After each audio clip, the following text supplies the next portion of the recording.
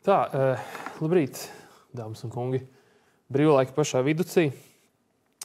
Esmu ieradies šeit, lai palīdzētu atbildēt, varbūt piedāvāt savu perspektīvu uz mūža zaļo jautājumu, kāpēc ir vērts mācīties dabaszinātnes un varbūt kā motivēt, pārliecināt skolēnus šo te šķietam sarežģīto lietu mācīties. Tas ir tāds alaži jautājums, kā pārliecināt skolēnus, ka dabaszinātnes ir tā lieta, kas jāmācās, jo tas kā likums ir tā kā no sarežģītā gala tajā, ko skolā mācās. Un es mēģināšu piedāvāt savu skatījumu, jo tādas universālas atbildes varbūt nav.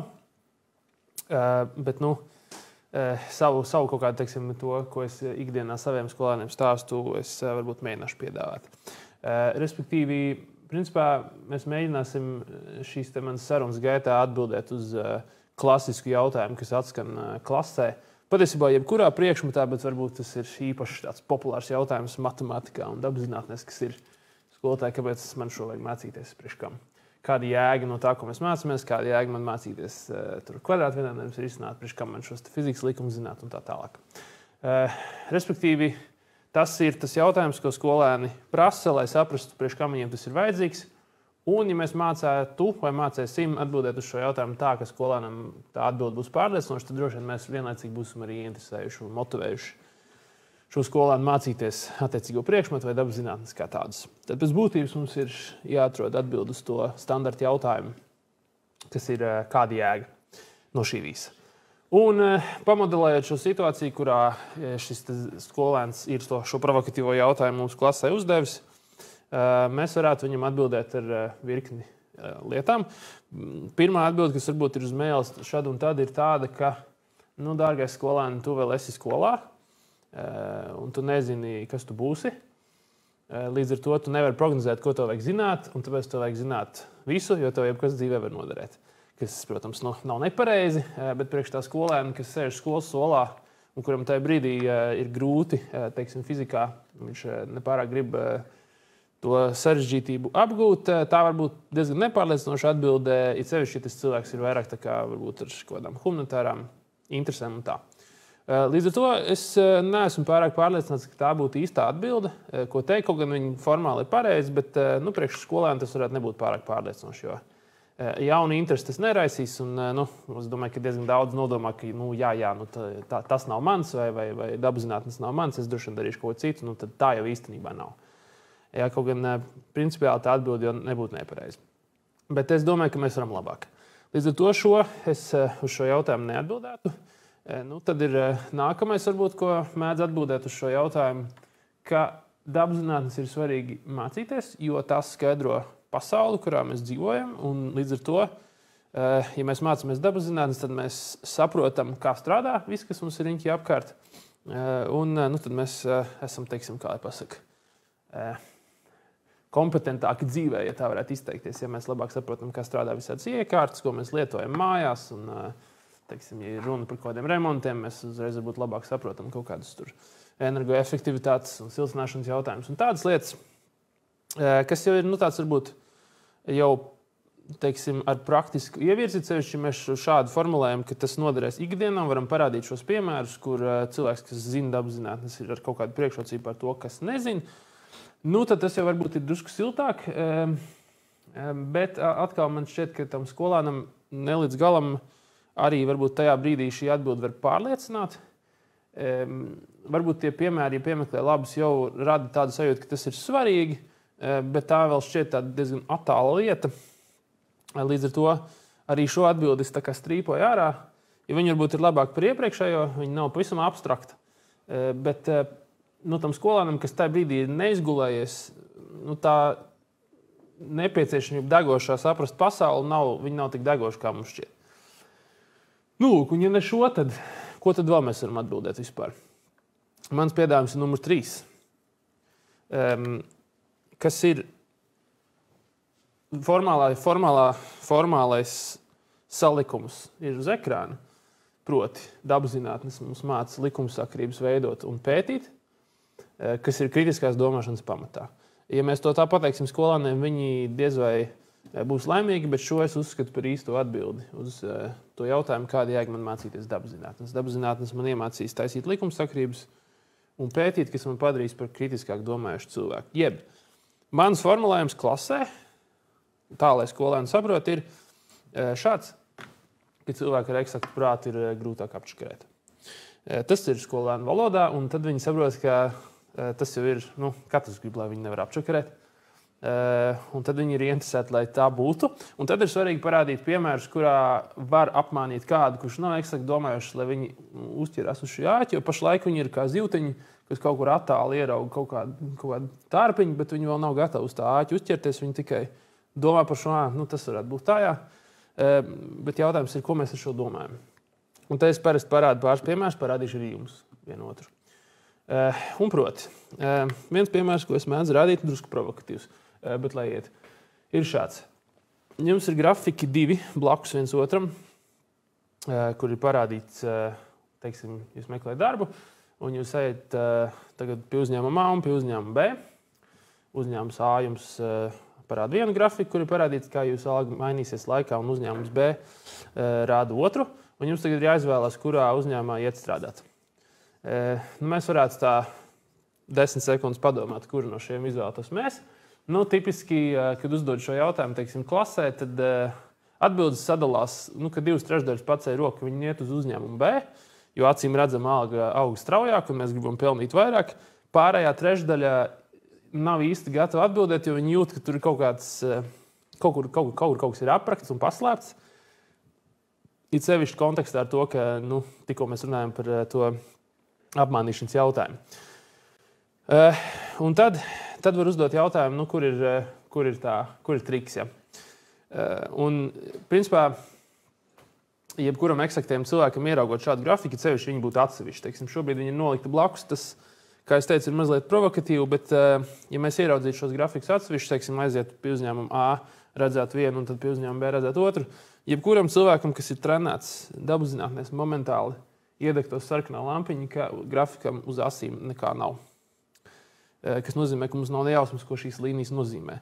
Kas it kā ir lieta, ko dresē skolā. Skolotājs stāv un ar koku rāda, ka vajag obligāti norādīt mērvienības un atlikt mērogu, un tas ļoti svarīgi. Bet neviens tam netic līdz brīdim, kamēr jūs neparādat šādu piemēru, kur, teiksim, uzņēmums A jums 1 sekundes laikā jūs alga pieaug par 50 000, un otrā uzņēmumā jūs strādājat 1000 gadus un nopelnat varbūt 2 centus. Kas ir, kā es teicu, provokatīvi, jūs mēs vienkārši saliekam dažādas mērogus uz asīm, un tad tie grafiki vairs neizskatās tik labi kā sākumā. Viens primitīvs piemērs, teiksim, tam, kāpēc vajag likt un prasīt, lai liek lietas uz asīm, pretējā gadījumā jūs var apmainīt. Šis ir tāds mazliet hrestomāstisks un tāds neīsts piemērs, un vienlaicīgi kaut kur tur ārā internetā, ja jūs skatīsieties uz to, kā, teiksim, cilvēki, kas jūs mēģina par kaut ko pārliecināt, attēlo lietas, šāds te gadījums, kad ir grafiks bez lietām uz asīm, šad tad notiek. No tā ir jāuzmanās. Tātad, ja jūs gribat izvēlēties, kur strādāt, lai nopelnītu vairāk algas, jums jāzina, ko jums piedāvā. Lai zinātu, ko jums piedāvā, jums jābūt lietām uz asīm. Un, ja jūs esat eksakti trenēts, jūs momentāli ieraugat, ka tur nav, un jums rodas kaut kāds aizdoms par šo situāciju. Vēl viens piemērs, pavisam no realitātes. Tātad iepriekšējais bija tāds manis konstruēts, bet kur ir īsts piemērs no kaut kādām amerikāņu ziņām, kur tiek uzrādīts tas, kāds ir bezdarbs pa laikam ejot uz priekšu, teiksim, tā, cik cilvēku Amerikas Savienotajās valstīs ir bez darba. Un te ir attēlots it kā tāds straujušs kāpums pirmkārt. Ja mēs redzam, ka tā sarkanā līnija ļoti strauji kāpj. Varētu spriest, kā droši vien arī tas ziņu sižets grib parādīt, ka ir kaut kāda problēma, mums ļoti strauji pieaug bezdarbs. Bet ar šo ir jāuzmanās, jo te ir virkni problēma ar šo te bildi, kas atkal, teiksim, cilvēkam, kas ir pieradis domāt dabaszinātniski, momentāli iekrīt acīs. Šeit ir divas problēmas. Pirmkārtām, tajā bildē tas grafiks izskatās tā kā taisna. Viņa nebūtu nav taisna. Teiksim, jūs pastīsieties tās atstarpes starp tiem punktiem, tad starp pirmo un otro ir 2 miljoni, starp otro un trešo ir 4,5 un starp pēdējiem 2 ir 1,5. Tas nozīmē, ka tas atstarpes ir neregulārs un viņam nevajadzētu būt tā kā vienmērīgi pieaugušām. Un, ja jūs vēl pievērsīsiet uzmanību tai horizontālajai asī, tur arī atoms laikā tā kā visu laiku mainās. Tur ir daži mēneši, tad ir kaut kāds gads un kaut cik. Tā kā tas grafiks, viņš ir reāli meli. Viņš ir rādīts ziņās visiem cilvēkiem, lai ilustrētu domu, bet patiesībā nebūtu nav tā, kā tur tiek parādīts. Ja mēs gribētu korekti to uzzīmēt, kā es to pēc tam izdarīju, tas grafiks izsīdos krietni citādāk, ja tie punktiņi būtu izsvaidīti, tur nav tik smūgs tāds kāpums. Viņš tur, apakšā jau viņš tur sēž, teiksim, bet skats ir krietni citādāks, ja mēs to attēlojam korekti. Un tas, šāda automātiska pašaizsardzība pret to, ko mums rāda ziņās, arī ir īpašība, kas piemīt cilvēkiem, kas ir eksakti domājoši. Vēl, piemēram, arī standarts lieta, kas ar skolēniem notiek. Piemēram, jūs veicat kaut kādu eksperimentu, ja? Jūs kaut ko nomērat, un jums sanāk, ka kļūda ir +- 1% rezultātā. Un tad skolēni nereti, teiksim, laboratorijas darbos, kur šis notiek, viņi raksta frāzi, ka tā kā kļūda ir 1%, tad eksperiments ir bijis precīzi paveikts. Mēs esam bijuši ļoti labi mērītāji, jo kļūda ir tikai 1%. Jautājums ir par to, pēc kā mēs mēram šo kļūdu, vai procents ir daudz vai maz. Un tas vienmēr ir atkarīgs no konteksta. Kur ir otrs piemērs? Ir uzņēmējs, kas zaudē $10 miljonus kaut kādas finansiālās krīzes dēļ. Jautājums, vai tas ir liels zaudējums?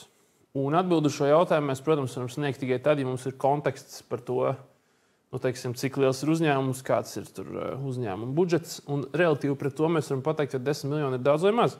Kaut kādiem milzīgiem uzņēmumiem, kuriem tur ir miljardos tā nauda, ja tie 10 miljoni ir nosacīts spļāviens jūrā.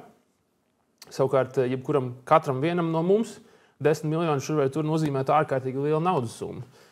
Tāpat, ja jūs salīdzinātu attālumu no Zemes līdz Neptūnam un jūs nomērītu viņu ar 1% precizitāti, jūs kļūdītos par vairākiem 10 miljonu kilometru tajā attālumā, kas ir priekš attālumu no Zemes līdz Neptūnam. Maz, 1% it kā no otras puses, tie ir 10 miljonu kilometru, kas ir, tā kā absolūtās vienībās pret kaut kādiem attālumiem, ko mēs veicam ikdienā, absolūti kosmisks skaitlis, burtiski un pārnesti. Līdz ar to jautājums vienmēr ir par kontekstu, un arī šai te 1% kļūdai var būt atkarībā no pielietojuma, tas var būt ļoti labi, vai tieši pretēji absolūti katastrofāls slikts rezultāts. Ja? Un tā arī ir lieta, kas nereti notiek kaut kādās ziņās, vai kad ir kaut kādas politiskas diskusijas, tad tiek mētāti apkārt skaitļi bez salīdzinājuma pret kaut ko. Un, šajā kontekstā eksaktam prātam arī automātiski gribās to vērtību, par ko ir runa, attiecināt pret kaut ko, lai saprastu, par ko ir runa. Mēs mākam dot kontekstu visādiem skaitļiem, tas ir ļoti svarīgi. Citādāk mūs var apmānīt, kā pateikt, ka mēs taču nezinām no attāluma uz Neptūnam, mēs kļūdamies par 20 miljoniem kilometru, kas šķist ļoti daudz, bet vienlaicīgi, ja mēs saprotam to mērogu, tad tas piešķir skaitlim citu jēgu. Un gluži tāpat ir ar visādiem skaitļiem, teiksim, ikdienā, kas mums grozās apkārt, eksakts prāts automātiski mēģina saprast, tas ir daudz vai maz relatīvi pret kaut ko citu. Tas ir arī kaut kas, ko mēs iemācāmies darīt, tad, ja mēs dabas zinātnes apgūstam. Kas vēl? Var parādīt vēl kaut kādu piemēru, teiksim, no statistikas, varbūt vairāk. Te ir attēlots graficiņš tam, ja mēs metam monētu, cik liela daļa to monētu mums trāpa uz ciparu, cik daudz uz ģērboni. Un te ir tāds triks, ka tur pašā sākumā ir tā, ka lielākā, teiksim, pirmajos 8 metienos var gadīties, maz iespēja, bet var gadīties, ka mums nokrīt daudz ciparu pēc kārtas. Un tikai, ja mēs metam ļoti daudz, tad pamazām tas rezultāts, ko mēs ieraugam, iziet uz 50-50. Ja? Tad reizēm šis gadās arī kaut kādos statistikas apstrādēs, kas mums arī ikdienā, ko mums rāda ziņās. Un tā, ka mums uzrāda statistika, bet tur ir bijuši maz aptaujāto vai bijuši maz mēģinājumu. Līdz ar to tad arī secinājums tālējoši izdarīt no tā nevienmēr var. Un tad arī uzreiz mums, skatoties statistikas datus, eksakti trenētam prātam rodas jautājums, vai tur ir gana daudz datu. Viņš māk novērtēt, uzreiz zinot, vienkārši kāds ir konteksts, vai ar to aptaujāto skaitu, teiksim, pietiek vai nē. Un tad mēs varam saprast, vai tie secinājumi, ko mums mēģina izstāstīt, izējot no šiem datiem, tur ir, vai drīzāk nebūtu attiecinājumi un tā. Vai, teiksim, variants, kas ir attēlots šajā bildītē, ka tiek veikta aptauja par to, kas jums labāk patīk, suņi vai kaķi. Un ir parādīts aptaujātais, kas šo jautājumu uzdod tā kā suņu kaut kādā šovā. kur ir skaidrs, ka jūs iesiet un prasīsiet cilvēkiem, kas trenē suņus, vai viņiem labāk patīk suņi vai kaķi, jūs dabūsiet, ka 100% pasaules labāk patīk suņi. Arī šādas lietas uzreiz, visas šādas lietas par to, vai tie dati ir iegūti tīri, kārtīgi, gana daudz un gana, kā es saku, objektīvi, viss tas ir eksaktam prātam automātiski jautājumi, kurus gribas pārbaudīt. Un līdz ar to jūs nevar apmānīt, jūs šādas lietas paprasat un pārliecināties. Tad virkni piemēru dažādos kontekstos, kur cilvēkam, kas ir dabaszinātnieks, automātiski rodas aizdomas, kuras viņš grib pārbaudīt, kas neļauj viņu apmānīt tā vai citādāk, un dažādus veidus parādīs, kā tas var noteikt. Nu, lūk, līdz ar to.